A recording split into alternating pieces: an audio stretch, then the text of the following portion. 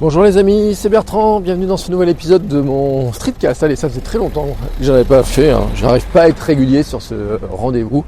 C'est bien dommage d'ailleurs, parce que en fait je me dis il y a plein de sujets comme ça qui seraient intéressants et que je n'aborde pas. Alors là j'en profite, je vous donne les coulisses, je suis à Intermarché, je suis parti faire mes courses.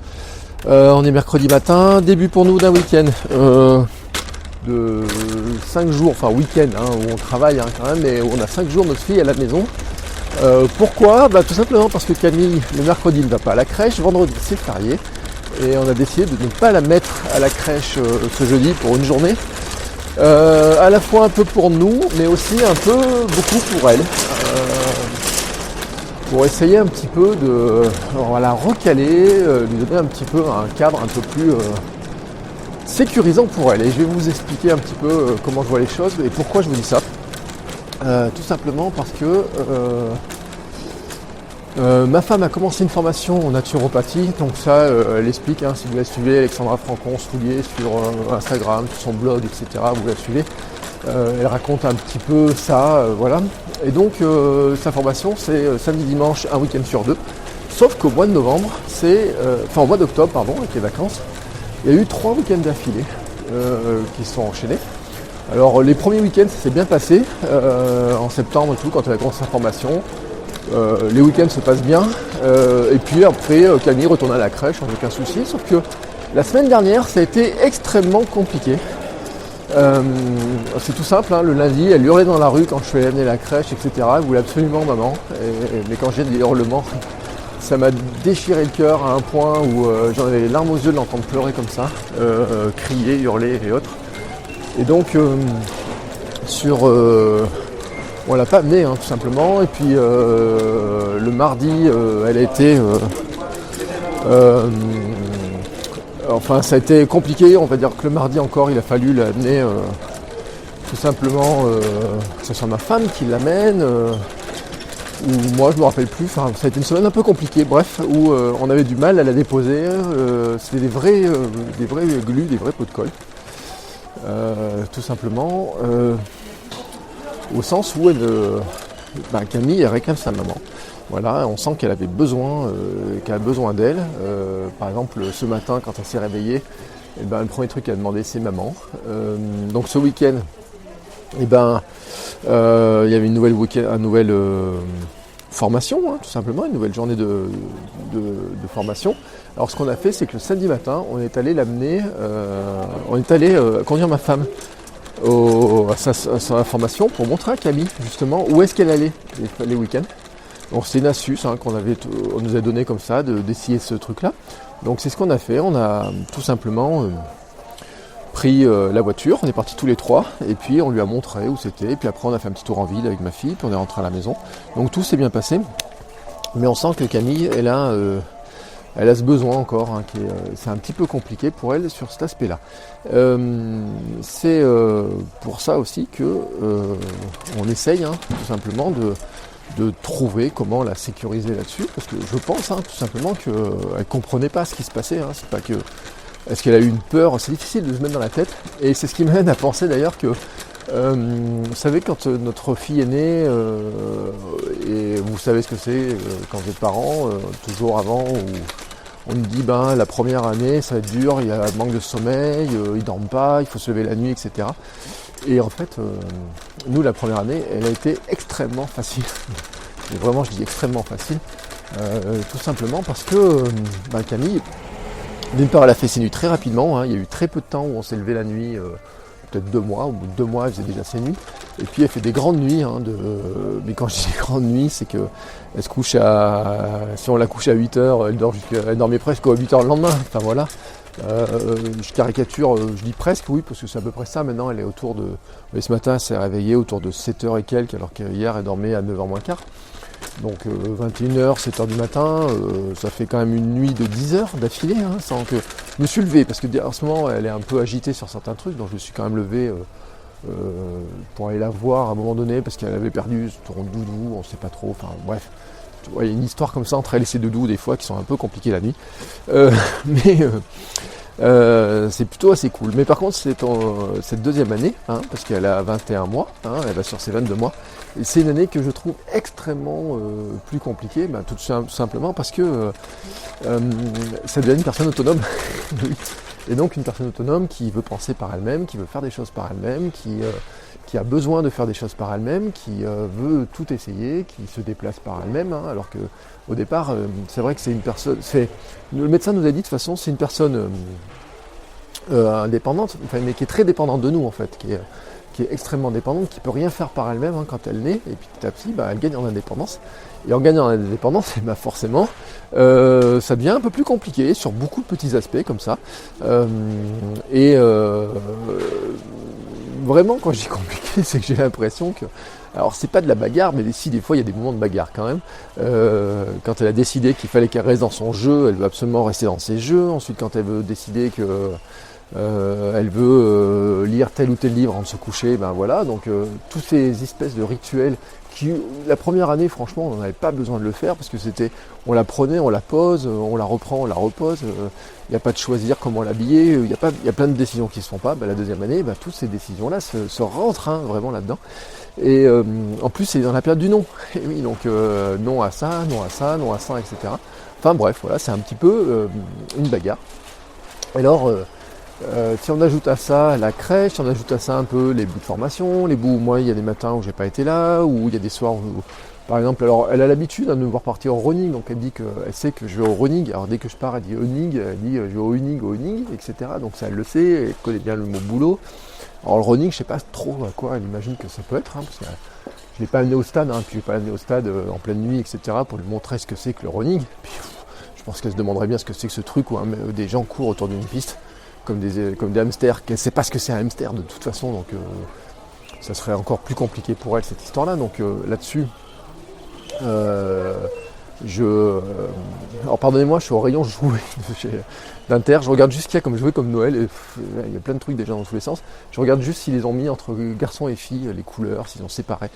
Ça c'est mon grand truc. Oui, voilà, rayon filles, c'est rose. Enfin bref, donc tout ça pour dire qu'elle est dans son espèce de monde là comme ça, notre fille, où il y a des trucs où elle nous voit partir, nous voit rentrer, etc. Donc c'est un peu compliqué. Alors là on la garde pendant 5 jours à la maison. On va essayer de la recaler aussi un petit peu, parce que ça ajoute à la crèche par exemple, elle dort à la crèche l'après-midi, mais elle fait des siestes qui sont plus courtes qu'à la maison. À la maison, il y a des jours où elle a dormi jusqu'à... au maximum, elle a dormi jusqu'à... elle dort 3 heures des fois l'après-midi, et puis à la crèche, au bout d'une heure, hier elle a dormi 50 minutes, donc au bout d'un moment elle est crevée, la fatigue de la fin de journée, ça fait que c'est extrêmement compliqué, mais vraiment quand je dis compliqué, c'est que elle est surexcitée, puis je pense aussi que dans la crèche, vous voyez l'alimentation de la crèche, ils donnent beaucoup de sucre, et le sucre, c'est l'énergie directe, nous on mange pas beaucoup de sucre à la maison, mais un petit peu, on lui fait des petits gâteaux, des trucs comme ça. Mais elle, par contre, à la crèche, vous voyez, c'est crêpes, c'est de la confiture, c'est beaucoup du pain, etc. Bien sûr, elle en a besoin. Mais c'est vrai que... Puis la formation de naturopathie de ma femme renforce la question, le questionnement là-dessus. C'est que finalement, de se dire... et je l'avais lu chez Fioza, dont je perds le prénom, si c'est Isabelle ou je peux commencer. Vous savez, qui est spécialisée enfants, qui dit ne vous étonnez pas que vos enfants aient énormément d'énergie en fin de journée, et ne leur demandez pas de se calmer parce qu'ils ont trop d'énergie à votre goût, si vous-même vous avez mis du carburant plein pot, goûté avec du sucre, des bonbons, etc. Bref, donc c'est ce qui m'amène d'ailleurs à mon deuxième sujet, c'est que maintenant quand je vais sortir de mon rayon enfant, je vais partir au rayon bonbons, parce que je ne sais pas vous comment ça se passe ou pas, mais on est donc en veille d'Halloween, et la grande question que je me pose, c'est est-ce que j'ai des gamins qui vont venir sonner à la porte en demandant des bonbons? Alors, une année, ils avaient sonné à la porte, on n'en avait pas. On avait vraiment un petit fond, parce que nous les bonbons, c'est pas le genre de truc qu'on mange, et puis de toute façon notre fille, elle n'est pas en âge de manger des bonbons, donc on n'en a même pas pour elle. Et puis voilà, je reviens sur le truc, elle, ce qu'elle aime bien, c'est le purée de cacahuètes, purée d'amande, avec un peu de pain complet, vous voyez, des trucs comme ça. Hier, elle a adoré aussi la pâte de date, voilà, si vous ne savez pas, c'est la date, vous savez, c'est des dates en pâte, ça ressemble un peu à une pâte d'amande, mais sauf que c'est la pâte de date, sauf que c'est que de la date, c'est super bon. Donc voilà, elle adore ces genres de trucs-là, mais les bonbons, il n'y en a pas. Alors la question que je me pose, c'est est-ce que je vais avoir des gamins qui vont sonner à la porte L'an dernier, j'avais acheté 2 paquets de bonbons qui faisaient peur, je sais pas quoi, et j'ai aucun gamin qui a sonné à la porte. Donc on s'est retrouvé avec 2 paquets de bonbons qu'on a fini par refiler à mes petits neveux qui, eux, alors les bonbons, ils adorent ça. Et puis ils vont faire des sacrées provisions, je pense, pendant la soirée. Mais la question, c'est de savoir si je dois en acheter. Alors, par précaution quand même, pour pas passer, parce que finalement, c'est ça le problème. C'est de savoir s'il faut en acheter ou pas, parce que si on n'en achète pas, et qu'il y a des gamins qui sonnent, bon, bah c'est dommage pour eux. Après, nous, dans le quartier, on n'a pas énormément de gens qui nous connaissent ou quoi que ce soit. Putain, il y a une petite figurine très marrante d'Halloween. Je vais la prendre en photo. Je vous montrerai ça. Je vais vous montrer ça dans les notes de l'épisode, sur le blog. Tac, bam. Donc il y a des trucs, bon, c'est pas de très bon goût, un truc Halloween en plus des fois, mais bon. Mais si on était très connus par les voisins pour nous dire, ben franchement, ils sont pas très sympas, ils ont pas de bonbons, etc. Donc ça, à la limite, je m'en fous. Vous voyez, c'est plus l'histoire de dire, je pense que si j'ai un gamin, que je sonne aux portes des gens, etc., ça me ferait plaisir qu'ils me donnent, qu'ils aient quelques bonbons pour moi. Donc c'est plutôt ça. Vous voyez comment être. C'est pas une question de que les voisins nous voient bien ou qu'ils pensent qu'on est des emmerdeurs ou qu'on n'est pas sympa ou quoi que ce soit, parce qu'à la limite, ils nous connaissent pas assez, puis ceux avec lesquels on discute, ils savent, voilà, on a plutôt des bonnes relations. Mais la question, c'était plutôt de savoir si des gamins sonnent à la porte. C'est pas que, voilà, je me dis si j'étais un gamin, très con. Si je sonne à la porte, ça me ferait plaisir que quelqu'un me donne et que je vienne chercher des bonbons, ça me ferait plaisir que quelqu'un vienne me donne quelques bonbons. Alors je suis parti à la chasse à quelques bonbons. Et je sais pas vous ce que vous en pensez, hein, d'ailleurs ceux qui ont des gamins, ceux qui ont des enfants, est-ce que, oui ou non, ils vont faire Halloween, aller chercher les bonbons, etc. Alors mes neveux, hein, une année, ils ont fait Halloween à New York. Parce que mon beau-frère a des bureaux, l'entreprise de mon beau-frère a des bureaux à New York, et vous savez, c'est un grand immeuble, alors peut-être qu'il y a 50 étages ou 70 étages, et en fait, là où ils ont le logement et les bureaux, ils avaient fait le tour de tous les étages, ils étaient revenus avec des paquets, mais énormes, un sac de bonbons énorme, parce qu'Halloween aux États-Unis, c'est vraiment quelque chose qui est impressionnant. Mais nous, vous voyez, dans la rue, il y a une année, ils sont passés, une autre année, ils passent pas, donc la question, finalement, c'est de savoir si oui ou non, ils vont passer ou pas. Alors, je regarde, en même temps, vous voyez, je regarde toutes ces petites plaisanteries là qu'ils proposent, etc., alors il y a des petits dentiers, etc. J'ai une petite citrouille à la maison qui bouge toute seule, mais je l'ai confiée à ma fille un jour, elle a joué avec, donc elle me l'a cassée, j'avais fait mes photos Instagram avec. Donc cherchez voir s'il n'y a pas une photo Instagram qui était rigolote avec un petit objet. Mais j'avoue que acheter des gants squelettes à 5 € juste pour faire une photo, c'est pas trop mon kiff, surtout qu'on a d'autres dépenses à faire. Et donc voilà, j'étais plutôt à la recherche des bonbons. Donc voilà, alors c'était ce que je voulais vous raconter, hein, cet aspect-là sur finalement la difficulté, moi je trouve, de dire la deuxième année c'est plus compliqué que la première année, en tout cas dans notre famille, avec notre fille, parce que je vous le dis, la première année avait été cool, la deuxième année, on sent quand même qu'en face on a une petite fille qui a une réactivité qui est importante, et puis ça va pas s'arranger, ça va pas s'arranger ça va s'arranger, c'est des périodes en fait, on sait que là on est dans une période un petit peu compliquée, mais si vous avez des conseils, n'hésitez pas, si vous avez des astuces, comment vous avez pris, est-ce qu'il y a... mais à la fois pour la relation avec elle, mais à la fois aussi la relation, vous, que vous avez pu, vos astuces pour vous dire comment on fait pour souffler quand, par exemple, l'autre jour, on a mis quand même 45 minutes pour arriver à l'habiller, parce qu'elle avait décidé qu'elle ne s'habillerait pas. Donc on a mis des astuces, je lui fais, quand je veux qu'elle mette une veste, je lui tente 2 vestes pour qu'elle choisisse la veste qu'elle veut mettre. Donc ce genre d'astuce-là, ça c'est... j'essaie de l'appliquer. Les chaussures c'est pareil, on a 2 paires de chaussures, donc comme ça elle choisit sa paire de chaussures qu'elle va mettre, qu'elle met toute seule d'ailleurs, donc vous voyez tous ces petits trucs comme ça. Mais après c'est aussi comment se dire finalement comment arriver à passer ce cap des petites crises, etc. Vous voyez, mais en sortir finalement aussi soi-même sans s'énerver, vous voyez ce truc là. Alors j'avais même acheté un livre, vous voyez, cet été, parce qu'on avait commencé à poindre ces problèmes-là pendant l'été, sur j'arrête de crier ou je ne crie pas, etc., avec les petites astuces, les tactiques, etc. Enfin bref, il y a plein de choses, mais si vous avez des conseils, n'hésitez pas. Et puis dites-moi, tiens, si sur Halloween, vous faites ou pas, si vous avez fait un stock de bonbons pour les gamins à Halloween. Et d'ailleurs, en parlant de ça, j'ai perdu mon chariot. À force de vous parler à vous, moi j'ai perdu mon chariot, je sais pas ce que j'en ai foutu. Donc je suis parti à la recherche de mon chariot. Donc n'hésitez pas, dites-moi ce que vous en pensez. Vous pouvez me dire ça sur Twitter, sur Instagram ou sur le Discord sur le Discord des streetcasters. Oh là, j'arrive pas à le dire. Mais vous avez compris où je suis très peu, hein, je suis relativement peu. Parce que j'ai privilégié d'autres espaces, voilà, tout simplement. Mais je viens faire un tour. Ah, mais j'ai retrouvé mon chariot.